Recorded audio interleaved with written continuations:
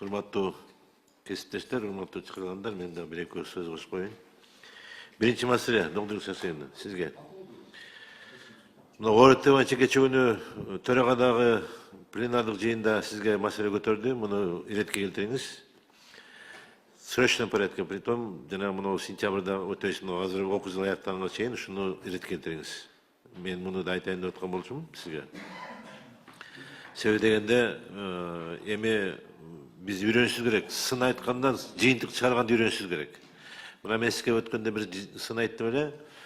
Жанагы мектеп директорлорунун, садиктердин директорлорунун конкурсундагы суроолор ушунчалык оор, даже сиздин өзүңүз дагы орун басарыңыз менен кыйындалып өтөт болсоңуз өтсөңүз деп. Мына жөнөкөйлөттүңөр эле, мына азыр мугалимдердин баардыгы ыраазы болуп жатат. Эми бул сындан жыйынтык чыгарганды үйрөнүш керек да, биринчиден. Экинчиден, мына капремонттон айтып кетти балдар, азыр кесиптештерим да айтты. Капремонттон өткөн мектептерге срочном порядке бүткөн мектептерге жаңы мебелдерди бергиле. Себеби дегенде ушунчалык аракет кылып, канча деген акчалар жумшалып, эски мектеп жаңы мектеп болуп калып атат. Ошол мезгилде кайра сырты жалтырак, ичи калтырак болуп калып атат мектептерибиз. Үчүнчүсү, мен азыр ушул жерде отурган биздин академия, милицейский академиянын жетекчиси отурат. Азамат Болотбекович, сизге дагы сунушум бар эле, мен ушул мынау айыл жерлерден келген ынтызар балдар бар сиздергечи. Мен милиция болуп элем, мен милиция кызматкери болуп иштейт элем, мен ушундай элиме, журтума кызмат кылам дегенчи. Ушул балдарга бир жеңилдиктерди карагылачы. Айыл жеринде келген балдар, особенно эми шаар жериндеги билбейм, көп деле андай ынтызар балдар жок болуш керек. Бирок айыл жеринен келген балдар көп аябай. Мен милиция кызматкери болуп иштейм дегендерчи. Эми сиз дагы ушул жетекчи катары ошол боюнча бир-эки ооз оюңузду айтып коюңузчу, кандай бир жеңилдиктер барбы ушул? Кушалич, я хочу сказать, что на сегодняшний день рассматриваются вопросы по улучшению приема на учебу как курсантов, и так и студентов. В первую очередь мы рассматриваем прибытие курсантов с подготовкой, прохождением воинской службы. Это больше приоритет направления улучшения. Но и также у нас, как вы знаете, у нас небольшая сумма контракта, если для студентов это всего 30 тысяч сомов, поэтому самая низкая оплата получения образования 4-летнего.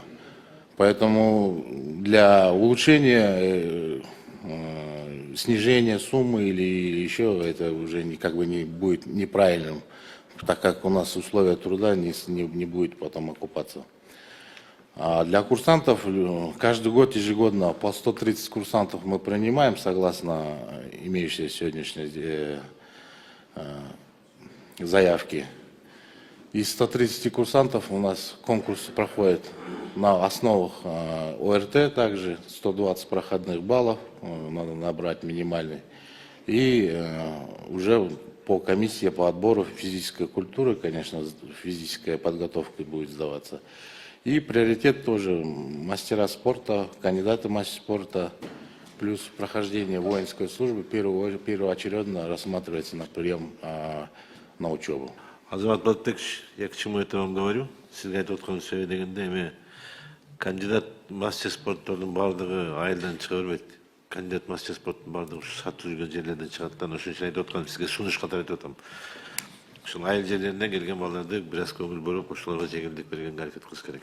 Эми нежели ынтызар болуп кел иштейм деген баланы алыш керекпи, же мойнунан байлаган ит оога жарабайт дегендей кандидат мастер спорт экен деп ошону алып койгонуңуз жакшы. Ошолордон көңүл бөлүп койсоңуз деген сунуш сизге. Ошону эсиңе алып койсоңуз. Бул биринчиси. Экинчиси, доктор Сасыевна, мына мен сизге момунтип айтайынчы, мына жанатан бери биз аябай талкууладык. Мамлекет деген бул эл. Мамлекеттин эли биринчи мезгилде билимдүү болуш керек. Биринчи мезгилде билимдүү болуш керек. Экинчи мезгилде мамлекеттин эли деген ден соолукту болуш керек. Мына Минздрав отурасыңар. Бул врачтар, анан мугалим, биринчи мугалимдер, андан кийин врачтар. Үчүнчүсү, мамлекеттин эли тартиптүү болуш керек. Бул деген мына укук коргоо органдары. Суицид болуп атат. Суицид болгон жерлерди ошонун алдын алып баша калуу жерлери силердин мойнуңуздарда. ИДМдин жанагы инспектор несовершеннолетний деген. Булар ар бир класстарга кирип, түшүндүрүштөрүн, ошонун ичиндеги Эми баягы милицейский смекалка иштетиш керек да барыбыз. Кайсы бала кандай акыбалда жүрөт, ата энеси ошол мигрант болуп жүргөн бала көңүл бурсаңыздар, суицид болгон балдардын бардыгынын ата энеси чогуу жашабайт. Туурабы? 90% ошол ата энелер башка жакта жашагандар. Ошондуктан ушуларды да карап бериңиздер. То есть дыкат көңүл буруңуздар. Анан төртүнчүсү бул биздин айтып аткан жанагы билим, ден соолук тартибинен деген кошулма, бул биздин улуттук баалуулуктар. Жана тил маселесин айтып атабыз. Мына ушул 4 маселе болбой чыкты, биздин мамлекетте эмес үй бүлөдө өнүгө албайбыз. Ушуга көңүл буруңуздар.